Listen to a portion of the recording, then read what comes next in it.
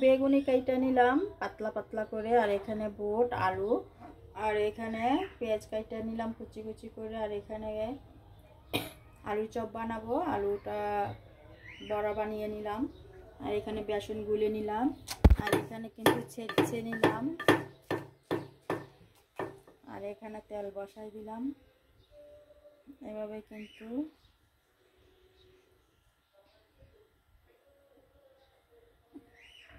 বেগুনিটা বানিয়ে নেব।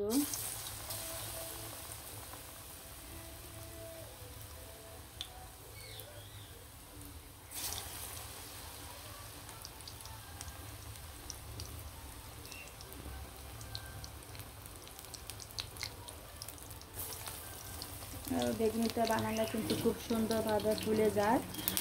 আর বেসনটা কিন্তু বানিয়ে নিয়ে আসলাম বাজার থেকে, নিজের হাতে কিনা বেসন কিন্তু না এটা। আর 5-6 রকমের দিলাম, বোর দিলাম, বোর দিয়ে চালের পোলার চালের চাল দিলাম, দিয়ে বাজার থেকে ভাঙ্গায় নিয়ে আসলাম।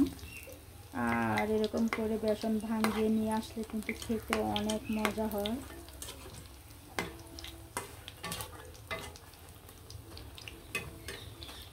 আর বেসনটা আমি গুললাম, একটু লবণ দিলাম, হলুদ মরিচ ধনিয়ার গুঁড়া দিয়ে ভালো করে কিন্তু মেখে জেখে নিলাম।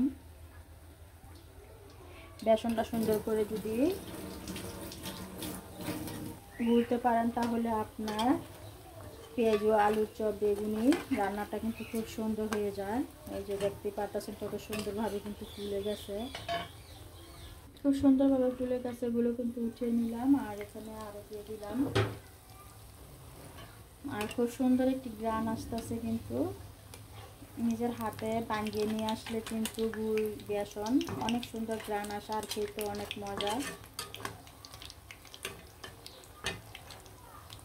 আর এখানে কিন্তু আলুর চপগুলো লাল মরিচ দিয়ে পেঁয়াজ দিয়ে ভালো করে মধ্যে একটা একটা বড়া বানিয়ে রেখেছি, আর এগুলো দিয়ে আলুর চপ বানিয়ে দিব।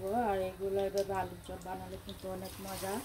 আর বাজারে কিন্তু এত যত্ন করে আলুর চপ কখনোই বানায় না, আমরা বাসায় যে যত্ন করে আলুর চপটা বানিয়ে দিই।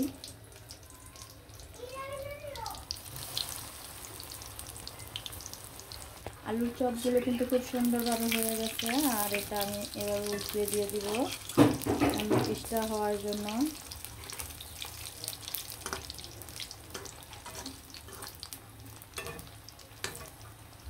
অনেক সুন্দরভাবে আলুর চপ হয়ে গেছে, আর এগুলো এখন আমি উঠিয়ে নিব।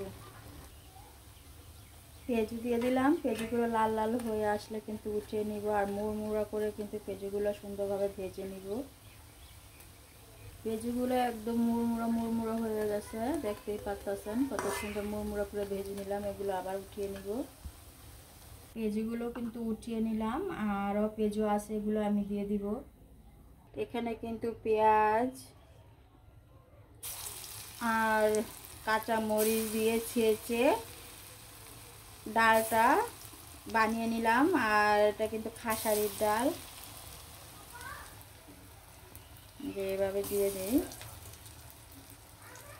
আর আমি কিন্তু ডাল বাটাবাটি করি না, আর এটার মধ্যে ছেঁচে কিন্তু আমি বানিয়ে ফেলি। আর ছেঁচে বানালেও কিন্তু অনেক সুন্দর, অনেক মজা হয়।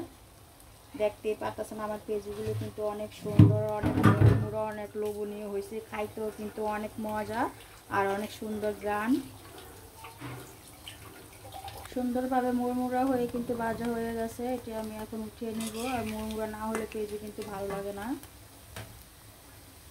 এখন কিন্তু বুটটি ভেজে নিব, আর কুচি কুচি দিয়ে দিলাম গরম তেলে।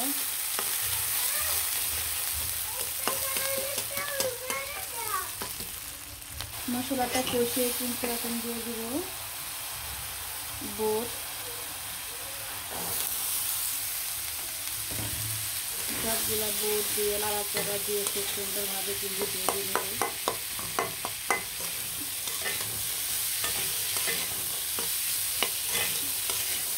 সবাই ভালো থাকেন, সুস্থ থাকেন, আর এরকম সুন্দর করে ইফতারি বানিয়ে বানিয়ে প্রতিদিন খেয়ে ফেলেন।